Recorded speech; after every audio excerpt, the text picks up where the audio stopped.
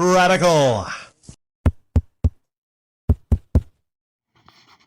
Oh, missed one before that from Chucky Cheese, Chucky Cheese, Chucky.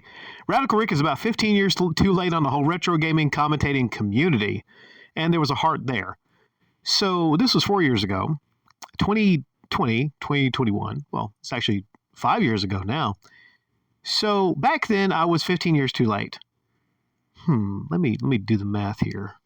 So in 2005, it was the peak time where people were talking about retro gaming commentating? Right? 15 years ago, a year before YouTube, huh?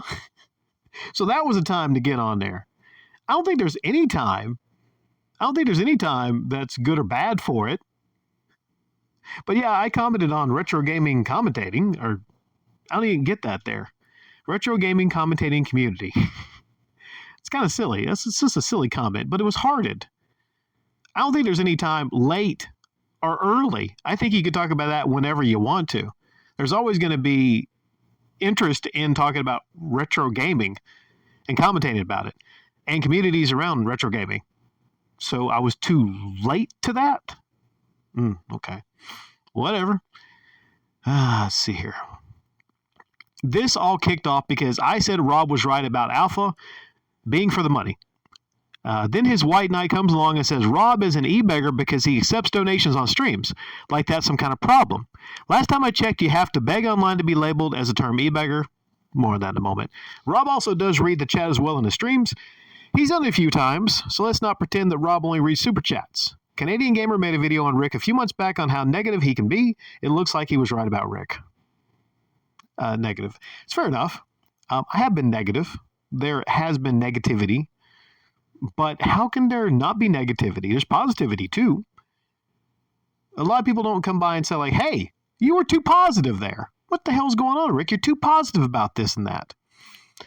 Sometimes there have been rants I've had on, and then sometimes there's been glowing positivity. That's how it is with commentary. Sometimes it's just how it goes. Like, it just depends on the topic. It just depends on what I'm talking about. I don't know when you checked or where you checked or when you checked, but I'm going to correct this for you right now and anyone else. All right. To be labeled an e-beggar, you have to collect donations online. That is a qualification. That is the entry point. You are an e-beggar if you get donations online. That's for non-charity purposes, I will say. That's the entry-level point. Now, there's different terms. There's different types. But that's the entry level. There are many people right now that are level 1. They're just entry level. They just have the, Patreon and Super Chat. They're just one level. And then there's multiple levels. But you can't tell me that if you have a way people can donate to you, then at not some point on a lower level, you're not e-begging. Because if you try to tell me that, you can't tell me that, what's his name, Darkside Phil. You can't tell me he's an e-beggar because it doesn't make sense. Not at all. To some people, the only way you're e-begging is if you are in front of the screen, if you're crying, if you clasp your hands together. Believe it or not, even after all of my educating of people, some people think you have to be, please give me money, please. Like that's the only way. No, there's several ways you can be an e-beggar. Stealthy begging, for instance. There's several ways. And negativity. Okay. I can be negative. I can be positive. You can be positive all the time. You can be negative all the time. But I'm a human being. I've always been a human being on the channel. I've always been real. I'm not fake. I'm always real. Now, sometimes I can get exorbitant. I can get really into something and people think that I'm being super negative or super positive if I'm excited about something or a game or something I'm talking about. But that's just such a weird negative. You're negative. I've also heard toxic. You're toxic. You're negative. You're toxic. Snakebite. Watching Rick and his 5 fans try to respond to this will be pure entertainment. Hey, I've got 7 fans after this. So you hush up. I got my lucky 7. I just realized that there was a gay porn tab on the screen. That's pretty funny. I want to see the replies to this. No replies. That's weird. But yeah, I mean, that was a nice little touch because some people could maybe say, like, hey, is that something Rob was watching? But it was kind of like a weird recreation of maybe my screen, which, I mean, I don't have any. There's nothing wrong if any of you are gay or have gay porn, but I don't have that on my screen. But looking at it, that was actually a nice little background touch. Chris Retro, Rick is nothing more than a jealous prick. Wait, is that the actual Chris Retro?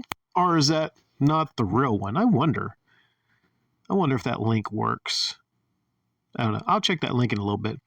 Jealous prick. All right. Well, I'm not a prick. I'm a Rick. All right. And jealous. How am I jealous of Rob? How? Okay. Why would I be jealous of Rob? I don't know what's in his bank account, but I can almost guarantee you I have more money than Rob. I have a good bit of land. Not sure how much land he has. So I have land and I have money. House is pretty nice. I'm looking down. Look at my body. I got a better body than Rob. So I don't get it. Like, how am I going to be jealous of this person? Elon Musk? Yeah. He's got a ton of money, right? So the weird thing is, with all my satires about Cybertruck and Elon Musk, not one person came by. Not one person came by and said, hey, whoever you are, you're just jealous of Elon Musk. I guess it's just YouTubers, right? If someone's a YouTuber, I'm automatically, I guess, jealous because they're a YouTuber that has maybe some more numbers or followers than I do. But Elon Musk, no. A billionaire. I'm more jealous of Rob than a billionaire, I guess. Is that what it is? It's so funny. You can make the same argument. I've had a lot of satires about sports stars, and they have a lot more money than me, like LeBron James does. I've criticized him. Not one person says, you're just jealous of LeBron James. I got a jump shot. I'm not good enough to play on the Lakers, but somebody's hero. Super chats have created some of the best Silent Rob moments. They took your channel to the next level. I can say that on here because I'm not blocked like I am on your other channel. Ooh. Look here, he said, I'll look into that. Not sure why that's the case. I'll tell you why that's the case. Because this person probably said something that triggered you, Rob. And this is the person probably was one of your Super Chat donators. So, wow. Could you imagine, blocking somebody on a channel that probably donates Super Chats to you? Jesus. That's something crazy right there. That is nuts, man. I'll look into that. He probably just said something to you that you didn't like, and you're like, delete. I don't know why, but the intro segments between the parodies makes me laugh every time. Yeah. I think it's a little bit overdone, but I get it. Like the structure of the beginning, like in retrospect, I could try to see some value in it. The thumbnail with the donger behind the fist, it really could have been, you should have spent more time on that, man. You should have. Stop, he's dead already, which is the South Park, not South Park, but the Simpsons meme with the one little kid, somebody being kicked on the ground. Well, I'm not dead. I'm alive, baby. Ironically, guess who's dead? Guess whose channel's dead? Guess who's gone? It's Rob. It's gone. It's all gone. So that's really ironic, isn't it? Classic Rob, I fucking love this. I was having a shit day. This made it better. Where's one good thing about this upload at the time? And you can say this about any critical satire, any type of uploads. They have the power to make someone's day a little bit better. Rob has made people laugh. And that's a good thing. He's made people laugh and have a better day. As is good with any comedy. Hot Tub Mafia? I don't know about the Hot Tub Mafia. This one video has more views than his entire Silent Rob clout chasing series. Okay. I don't really care about views. I've said this to people before. It doesn't matter to me. And if I was clout chasing, wouldn't I clout chase someone more than Silent Rob? That's funny. He hearted that. I guess in his mind, he was a big-time YouTuber, maybe? Or he was trying to be? Clout chasing. Could you imagine how sad it would be to clout chase Silent Rob? That's like trying to flex that you have like a Ford Escort with a pinstripe or some shit like that, you know? Put rims on it.